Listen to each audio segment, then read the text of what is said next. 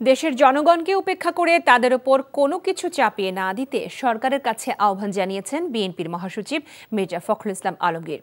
তিনি বলেন, দেশে এখনও গণতন্ত্রের উত্তরণ ঘটেনি। সাবেক অ্যাটর্নি জেনারেল এ.জে. মোহাম্মদ আলীর প্রথম মৃত্যুবার্ষিকীতে সুপ্রিম কোর্ট বার অডিটোরিয়ামে স্মরণ সভায় তিনি একথা বলেন। সংস্কারটা শুরুই করেছি আমি কথাটা বারবার করে বলতে চাই।